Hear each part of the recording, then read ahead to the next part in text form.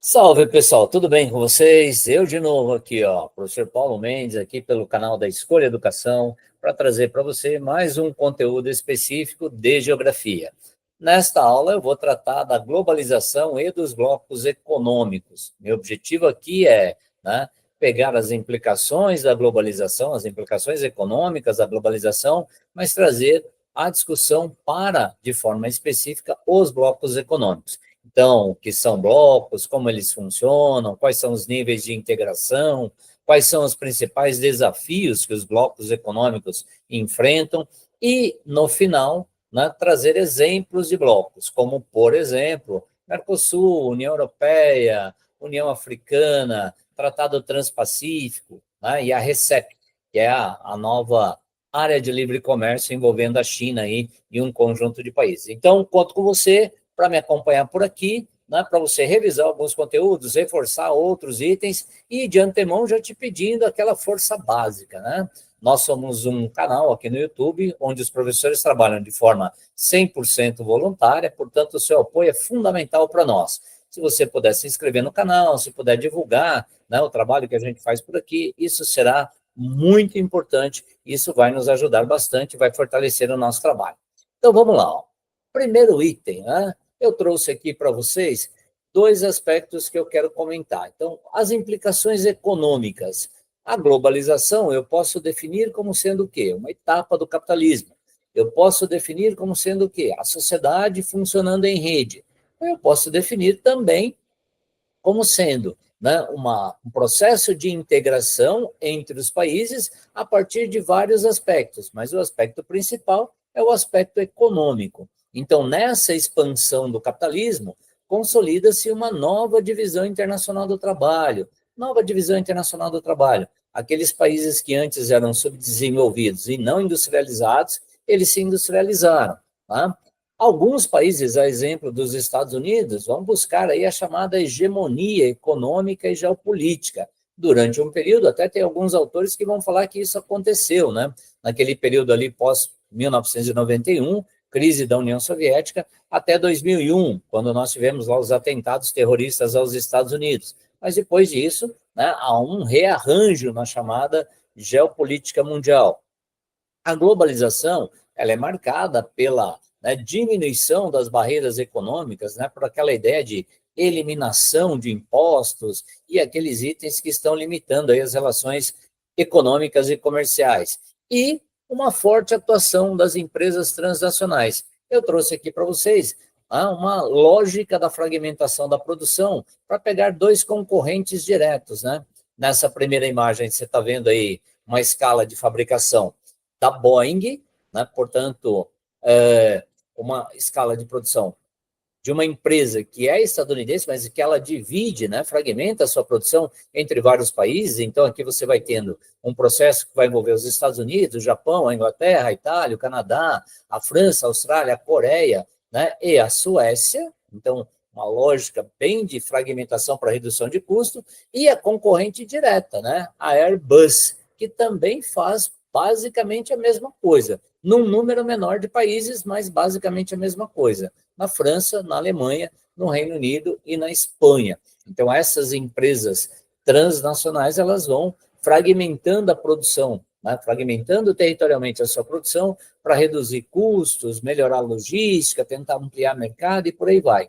E o item desta aula, que é a formação dos blocos econômicos, tá certo? Em um outro momento, aqui, como implicações econômicas, obviamente, tem os investimentos diretos e indiretos, diretos, aqueles que vão se transformar em novas fábricas, máquinas, tecnologias, e os indiretos, que são aqueles que vêm normalmente a partir aí, das chamadas bolsas de valores.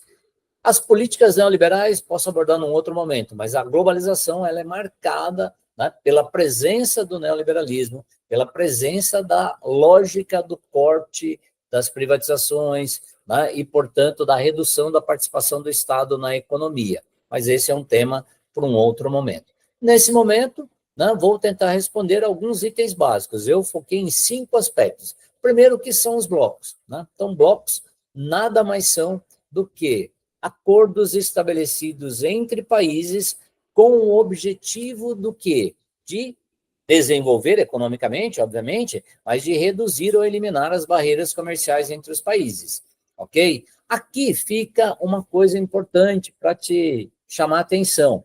As barreiras comerciais, elas não são só, tá? Só impostos. Existem o quê? Cotas, por exemplo, que é o que está acontecendo agora, né, em vários lugares. Então, você tem a questão dos impostos, mas você tem leis ambientais, leis trabalhistas, né, regulamentações mais rígidas, regras sanitárias. Então, tudo isso acaba interferindo na capacidade de um país para poder vender mais ou vender menos para outro. Então, o objetivo é esse, é eliminar aquilo que atrapalha, né, o chamado comércio.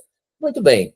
O que são esses blocos, então? São esses acordos comerciais. Só que estes blocos, eles têm níveis distintos de integração.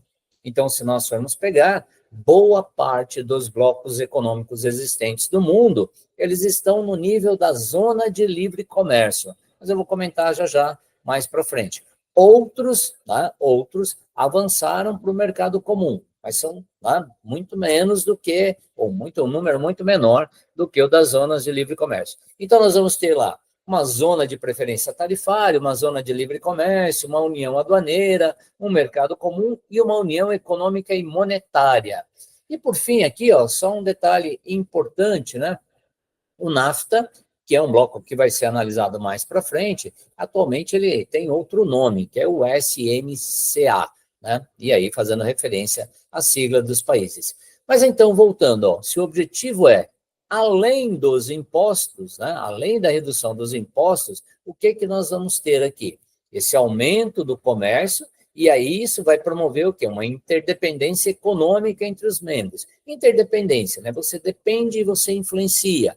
Além disso, tá, promover o desenvolvimento econômico e a estabilidade de alguns lugares. Os blocos podem contribuir muito para isso também, principalmente naquelas áreas menos desenvolvidas, né, onde a instabilidade política ela vai interferir demais no processo e muitas das vezes vai gerar, né, várias outras situações, conflitos mais complicados.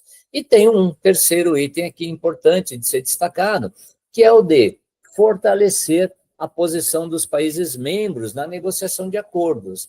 Lembrando, para facilitar ou para tentar reduzir aí a burocracia nas relações comerciais, o mundo tem um organismo que funciona já há muito tempo, que é a chamada, né, Organização Mundial do Comércio, que é um dos órgãos que pertence à Organização das Nações Unidas e que tenta fazer esse processo, né, de destravar o comércio a partir do estabelecimento de acordos. Mas os blocos são acordos diretos aí entre os países. Então, numa zona de preferência tarifária, né, eu nem coloquei aqui, ó, uma zona de preferência tarifária, que seria o primeiro nível, é um acordo bilateral entre países. O próprio nome já diz, né? Zona de preferência tarifária.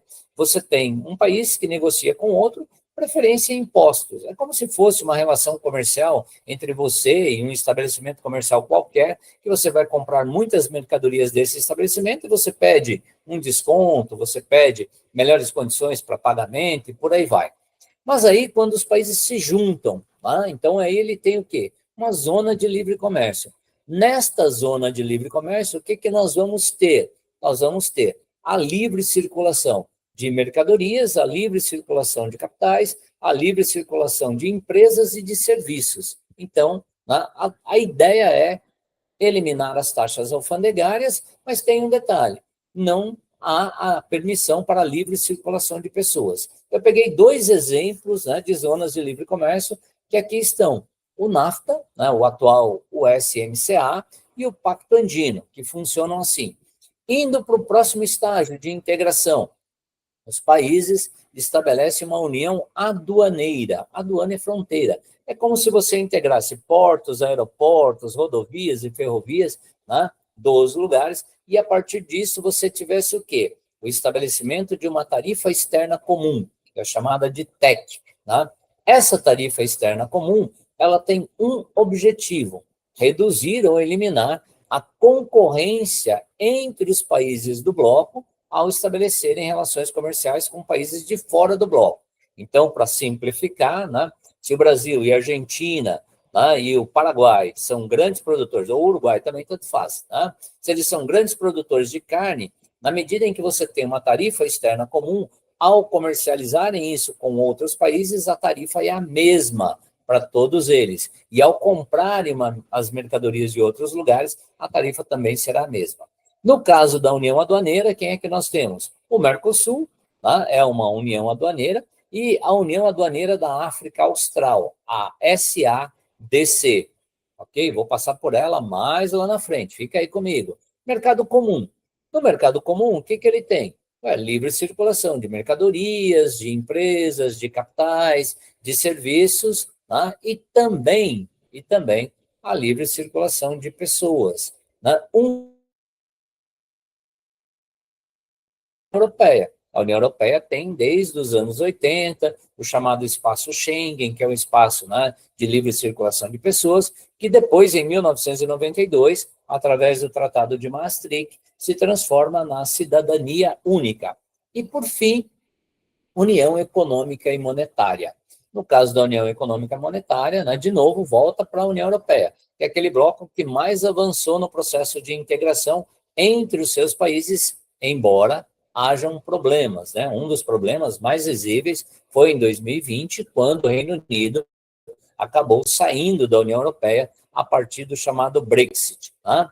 Então, vamos lá, ó. Na União Econômica e Monetária, os países adotam, entre outras coisas, a ideia de uma moeda única, a ideia de um banco central único, a ideia das mesmas regras aí para fazer funcionar. Então, se nós estivermos olhando essa figura do jeito que você está olhando aí, né, de cima para baixo, os níveis de integração vão de uma zona de preferência tarifária que não está aqui, que é um acordo bilateral, passa para uma zona de livre comércio, passa para uma união aduaneira, passa para um mercado comum e chega até a União Econômica e Monetária.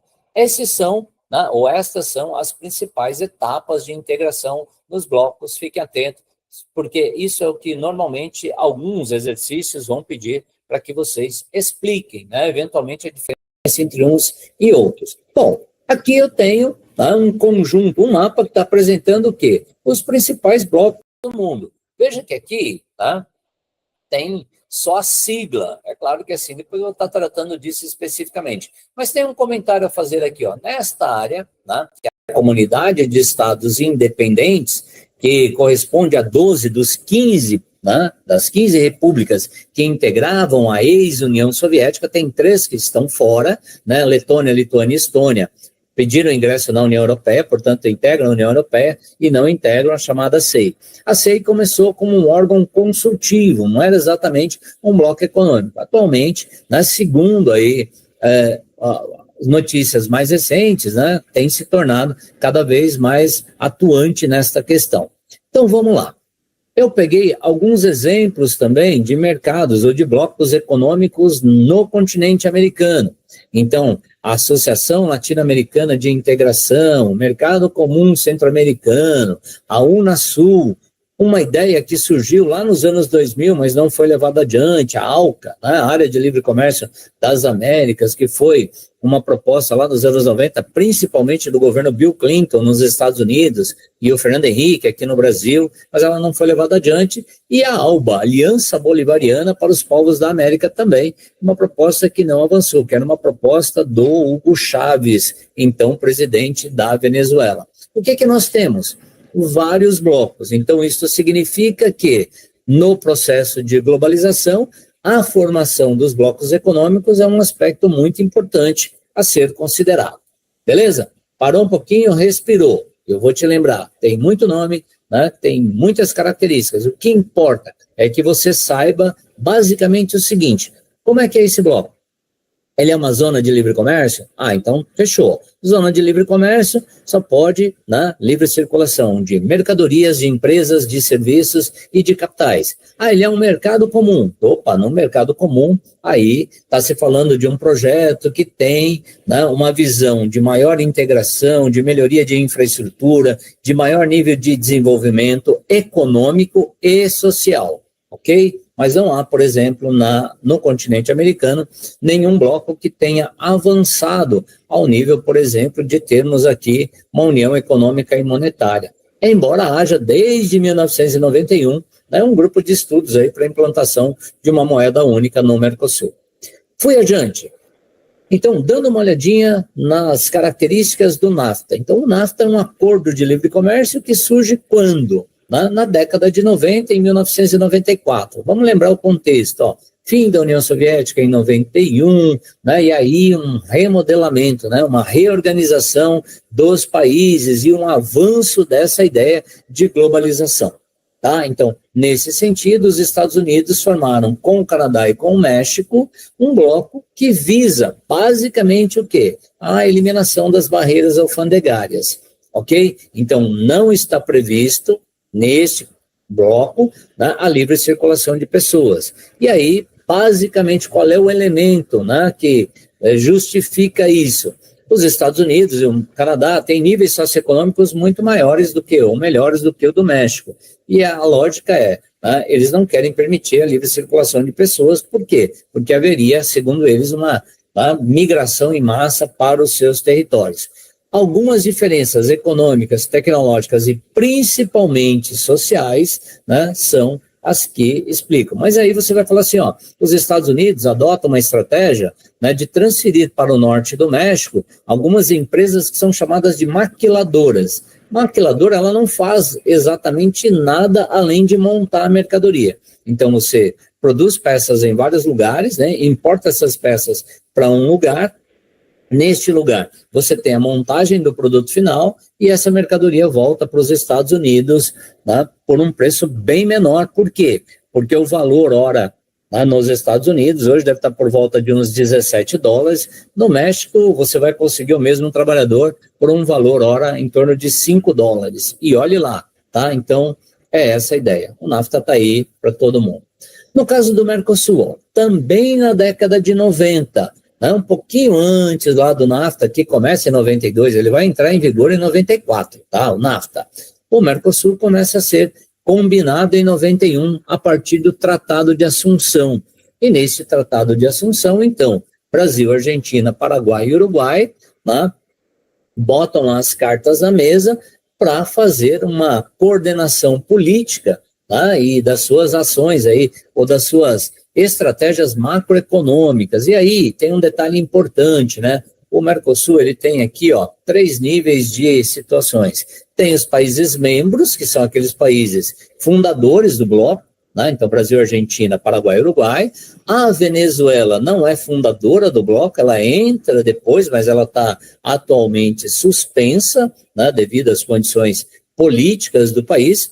Tem aqueles países que são associados lá na origem, né? Era Brasil, Argentina, Paraguai e Uruguai como membros permanentes. Chile e Bolívia eram os países associados. Depois, Colômbia, Equador, Guiana, Peru e Suriname passaram a também, né, serem países associados. Então, qual é a ideia aqui, ó? São aqueles países que assinam tratados, né, a fim de estimular as suas economias e as trocas comerciais, mas eles não têm as mesmas vantagens nem as mesmas obrigações que os países que integram o Mercosul.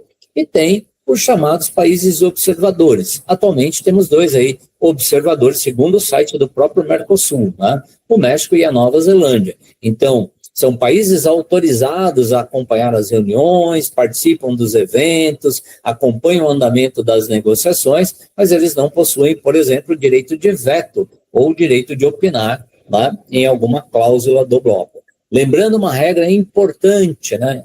Uma regra importante, foi a regra, por exemplo, que acabou, né, num determinado momento, tornando a Venezuela suspensa. Os países do Mercosul entendem que para integrar o Mercosul, né, o país tem que ser uma democracia, ok? É esta a ideia. Então, o Paraguai, na década de 90, no governo do Fernando Lugo, finalzinho dos anos 90, início dos anos 2000, eu não sei exatamente, 2012, governo Fernando Lugo, né, quando o Paraguai teve uma grande instabilidade política, né, o Paraguai também foi suspenso do Mercosul durante um período, tendo voltado depois, atualmente é a Venezuela que está suspensa, ok? Então, lembrando, ó, o que é o Mercosul? É um acordo em que os países buscam, né, um desenvolvimento econômico e social e melhoria de infraestrutura e de qualidade de vida de sua população. Em que estágio está o Mercosul, que é um mercado comum? Ele está no estágio tarifa externa comum, ou seja, está no estágio união aduaneira, ok? Indo adiante aqui, ó. Então, os estados parte, né? E as bandeirinhas deles, Brasil, Argentina, Paraguai, Uruguai e a Venezuela, lembrando que está suspensa, e aí os associados, a Bolívia, o Chile, a Colômbia, o Equador, a Guiana, o Peru e o Suriname. Tudo bem? Aí nós vamos para quem? Para a União Europeia. A União Europeia é o bloco mais consolidado do mundo. A União Europeia é aquele bloco em que os países, desde o fim da Segunda Guerra Mundial, começaram a traçar ali um acordo para que eles pudessem fortalecer cada vez mais as relações entre eles. Então, vamos olhar o contexto. Ó. O que estava acontecendo na Europa no pós-fim da Segunda Guerra Mundial?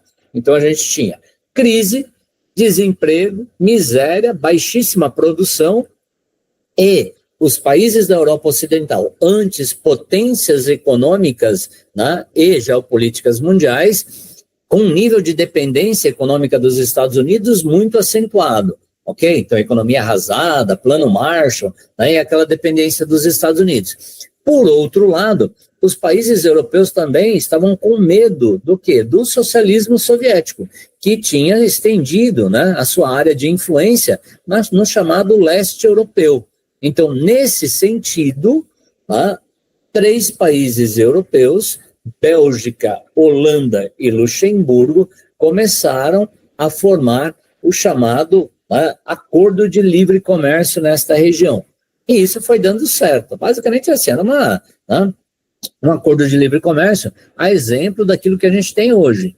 Isso deu certo. Nesse sentido, mais 3 países se juntaram a esses 3 iniciais. Portanto, a Alemanha Ocidental, a Itália e a França se juntaram à Benelux e aí houve a formação da Comunidade Econômica do Carvão e do Aço. Lembrando que carvão e aço, né, 2 elementos fundamentais aí para o processo de industrialização. 5 anos depois, esses países firmam em Roma o chamado Tratado de Roma. E aí a Europa dos 6 se torna, né, o chamado Mercado Comum Europeu. Então, nesse momento, ó, a França, vamos lá, ó, vamos botar aqui, ó, né, nesse momento específico, né, Bélgica, Holanda, Luxemburgo, França, a República Federal Alemã, que é a República, né, que era a Alemanha Ocidental capitalista, e a Itália, formam o chamado Mercado Comum Europeu ou Comunidade Econômica Europeia. E a partir daí, outros países vão ingressando. Tá? Eu coloquei aqui o histórico inteiro, não vou ficar comentando, né, cada um deles, por quê? Porque não se faz necessário. Né? Então, assim, o processo de ingresso dependia do quê? Do interesse do país em questão e, logicamente, do interesse geopolítico da Europa. Vou dar um exemplo aqui, ó. A Grécia, durante muito tempo, a Grécia esteve ali no limite, né, junto com os países socialistas, aquela coisa toda. E a Grécia era ajudada economicamente pelo Reino Unido.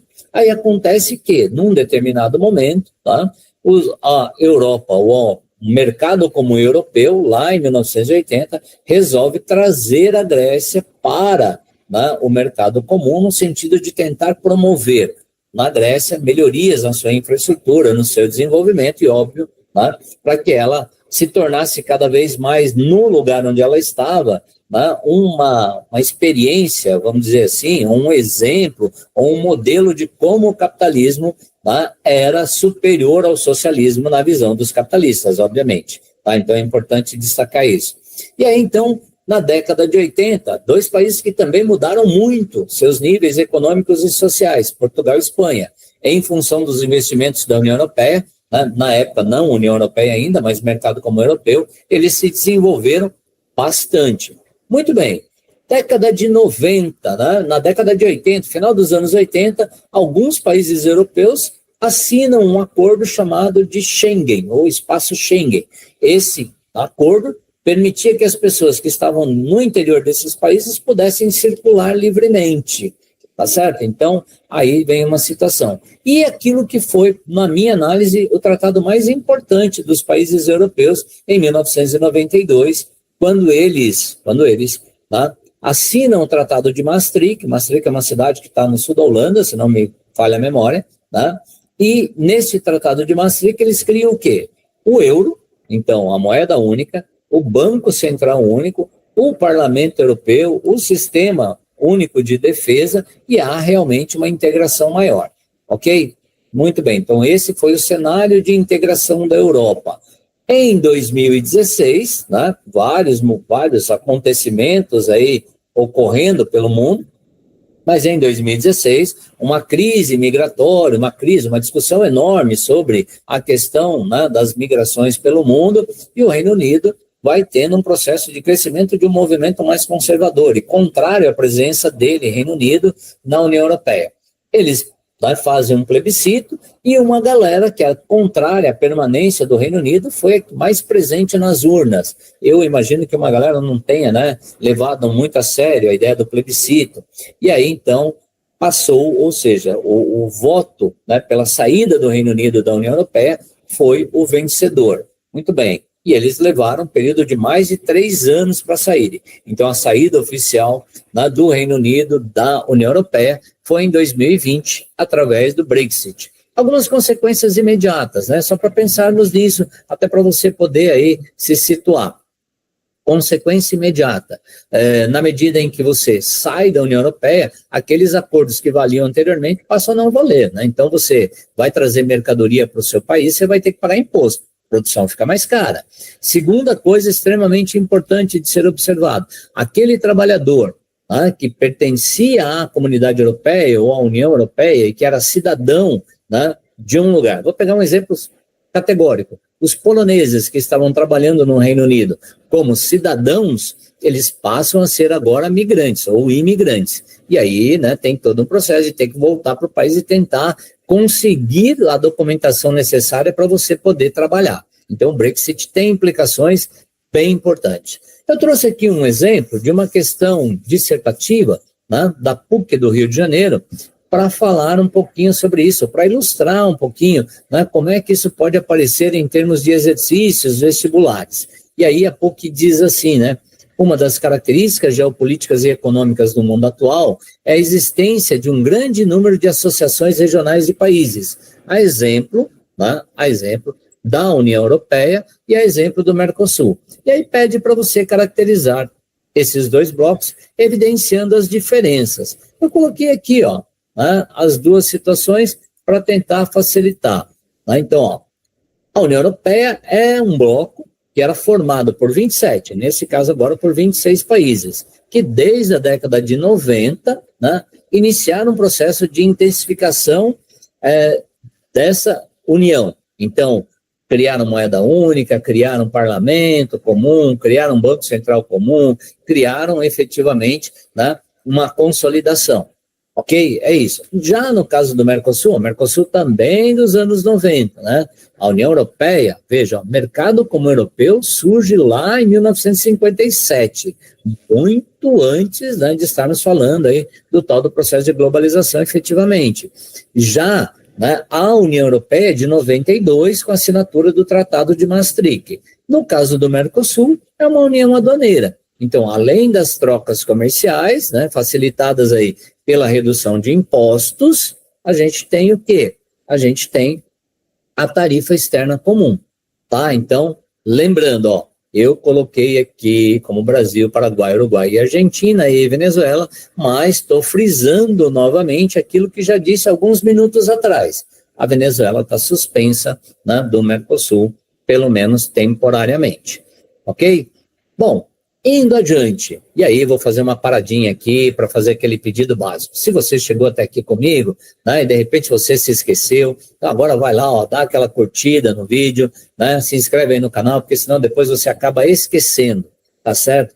Lembrando, né, o nosso trabalho será cada vez mais fortalecido e mais divulgado para as pessoas que possam se beneficiar dele na medida em que você nos ajudar. Tá certo? Então, nós fazemos aqui uma parte, você nos ajuda daí e nós vamos caminhando juntos, fortalecendo cada vez mais o conhecimento, que é isso que importa para a gente e espero que para você também.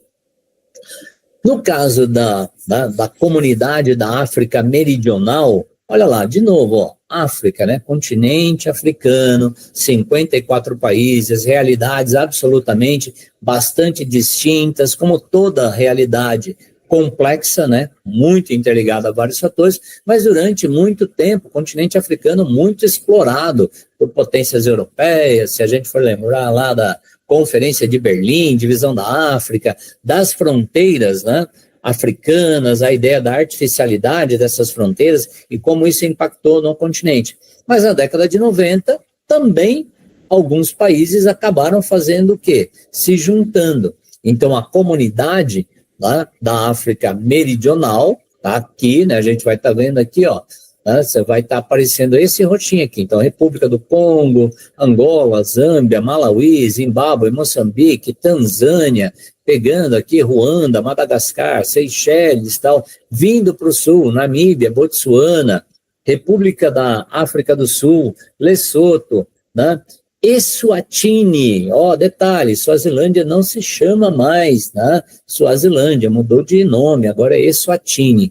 Mas aí, qual era a ideia aí desses 15 países? Então, ó, estimular o comércio, reduzir pobreza, né? Maximizar o uso do dinheiro, dos recursos naturais, promover crescimento, sustentabilidade, cooperação econômica. Então, ó, tem lá, né, vários exemplos. E no contexto africano, já que eu coloquei aqui, né, eu destaquei dois. Eu destaquei a SADC e destaquei também a União Africana, tá? Então, quando nós pegamos aqui do ponto de vista geral, a União Africana, ela envolve o quê? Todos os países, tá? Então, em 2002, portanto, 10 anos depois, né, do início da integração em alguns blocos, é lançada aí uma organização intergovernamental que tenta fazer, por favor, gente, em 2002, né, eram 54 países, não existia ainda aqui o Sudão do Sul, tudo bem? O Sudão do Sul é o país mais jovem do mundo nesse quesito, foi formado em 2011,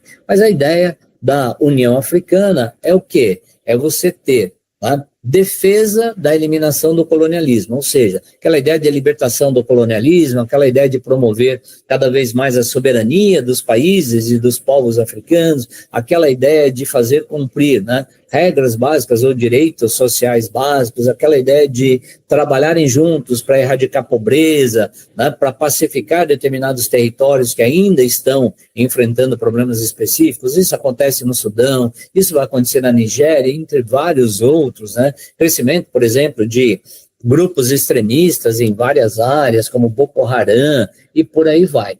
Então, nesse aspecto, ó, a União Africana, ela conta com instituições financeiras, portanto, né, a ideia de você ter um banco que possa financiar o desenvolvimento de infraestrutura.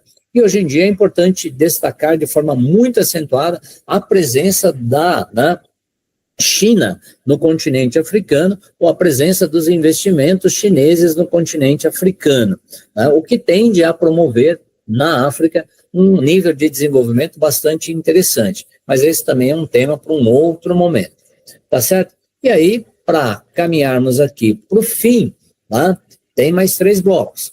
A ideia da APEC, que é a Cooperação Econômica Ásia-Pacífico, a ideia da ASEAN, né, que é a Cooperação Econômica do Sudeste Asiático, e depois Tratado Transpacífico. Tá? Eu falei 3, mas são 4, tem a RCEP também. Tá? Mas bom, bora lá. O que é a APEC? A APEC nada mais é do que, de novo, né, uma zona de livre comércio. Então, está integrando aqui quem? Né? Países da Ásia e países do Pacífico. Então, você tem aqui, ó, os países asiáticos, né, que estão voltados para, e os países da América que estão voltados para. Qual é o objetivo principal? Livre circulação de bens e serviços, livre circulação de dinheiro, né, entre esses países. Somente zona de livre comércio. Adiantando, ASEAN, década de 60, Sudeste Asiático, lembrando que nos anos 60, vários países, como por exemplo Laos, Camboja, Vietnã, né, ainda enfrentando problemas muito específicos em decorrência da chamada Guerra Fria, em decorrência, né, de conflitos internos lá. Então, essa organização que surge lá nos anos 60, ela tem uma finalidade inicial, que é a que está aqui em vermelho, ó, assegurar a estabilidade política, e a partir da estabilidade política, promover o desenvolvimento da região. Então, desenvolvimento nas áreas de transportes, comunicações, seguranças, todos os itens que estão aqui, né? E aí é importante destacar que alguns desses, né, a exemplo, por exemplo, de Singapura, a exemplo da Indonésia, a exemplo da Malásia, que passaram a se tornar então, ou se tornaram ao longo do tempo, né, tigres asiáticos, ok? Vou adiante, mas também uma zona de livre comércio ali. Outro bloco que foi criado em 2015, mas acabou não avançando, né? Ele foi em 2015, os Estados Unidos, seguindo na sua estratégia de barrar a influência da China em vários lugares do mundo, mas principalmente na América, né, e em algumas áreas da Ásia, os Estados Unidos, sob a liderança de Barack Obama, né, resolveram criar lá o bloco chamado TTP, Tratado Transpacífico, ok? Era essa a ideia. Em 2017, o Donald Trump, então eleito presidente dos Estados Unidos, retiraram os Estados Unidos desse tratado. E aí ele passa a mudar de nome, né? Ele muda de nome, com a saída dos Estados Unidos lá, hoje ele se chama Tratado Integral e Progressista de Associação Transpacífica, tá certo? Então, desde 2021 aí, é como ele está conhecido. Mas a lógica é a mesma, né? Zona de livre comércio. E para encerrar, também em 2021, para fazer frente, né, à influência dos Estados Unidos, ou para se organizar cada vez mais na tentativa de fortalecer o seu projeto original, né, que é a chamada de a Rota da Seda, ou Nova Rota da Seda, a China vem consolidando aquilo que é chamado de Parceria Econômica Regional Abrangente, né? Então, essa parceria liderada pela China, ela pretende fazer o quê? Consolidar a presença dos investimentos chineses nos países que integram o bloco, aumentando, então, a influência geopolítica deste país, China, nestas áreas. Lembrando que Estados Unidos e China vem, né, passando por aí uma disputa comercial e principalmente uma disputa pela influência geopolítica de forma bastante acentuada. Tem uma aula minha no canal, né, fazer uma propaganda aqui, até porque isso é importante, e seria bem legal se você quiser ir lá e assistir e tal, chamado Como a China, né, uma pergunta, como é que a China se tornou uma grande potência econômica geopolítica? É dessa maneira, tá? Então vale observar lá. E aí, né, a RCEP, ela integra o chamado projeto Cinturão em Rota, que é a estratégia que a China tem adotado. A China tem adotado uma diplomacia da infraestrutura para se fazer cada vez mais presente nos países do mundo e para fortalecer as suas relações com esses países e, obviamente, né, facilitar o comércio, a integração entre esses países e ela, China.